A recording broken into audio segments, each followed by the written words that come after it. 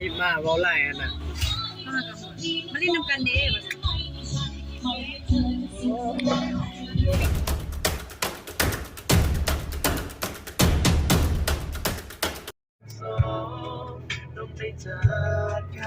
เฮลโลสบายดีตอนนี้เราก็กำลังจะออกไปลินกระตูบเนาะเนื่องจากว่าเราพักยาวเนาะประมาณ 3-4 เดือนเนาะบ่ได้ออกไปใส่เลยบ่มีคลิปลงเลยวันนี้เราก็จะออกไปเล่นน้ำกันเนาะตอนนี้เดี๋ยวไปนำกัน 2-3 คนเนาะวันนี้เราลอยเมียไปเนาะเดี๋ยวไปเจอกันอยู่กระตูบเนาะเดี๋ยว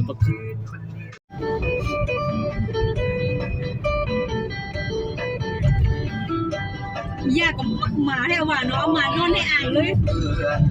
มาเดี๋ยวเรียกหมาบักกำงานเด้เฮลโลตอนนี้เราก็มาฮอดกระตูบเนาะบรรยากาศเอาตังค์มาทานบ่ตังค์ยังไม่สั่งเลยเดี๋ยวจะรีวิวอาหารให้เบิ่งเนาะไก่ช่วยเฮ็ดเบิ่งว่าไก่ตอนนี้ก็กำลังจะสั่งอาหารนะค่อยมีเงินอยู่ได้บรรยากาศบ่นี้เขาให้ตีไผ่นี่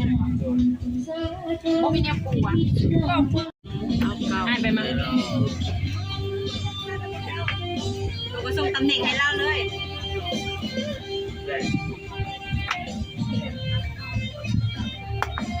ปักผู้ใดอันตัดกันเลยอ่ะเงินจะบิวเด้อแก้ว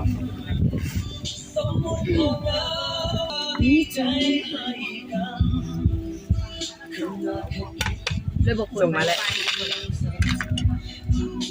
จักสิส่งตัวใดก่อนสิเอาตัวใดก่อนนี่อันนี้ก็ส่งแน่อันนั้นก็ไวไฟเด้บ่ควบปานถูกก็ปานค่อยสร้างไอ้เลยไอ้เฮ็ดอันนี้เฮ็ดควบกันเลยกล้องนี้มันบ่งามเสียงหัวเสียงใส่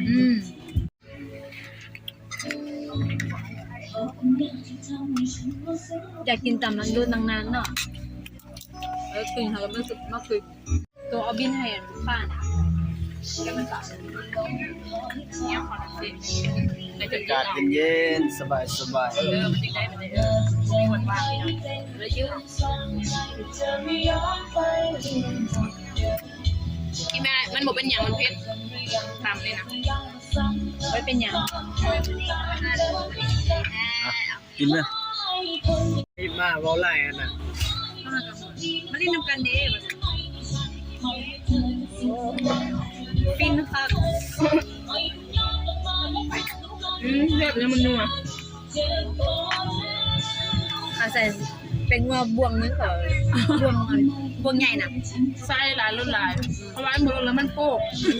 โตเนื้อของมันคือแล้วมันรุ่นแล้วมันโป๊กค่ะครอบครัวเฮาเบาๆ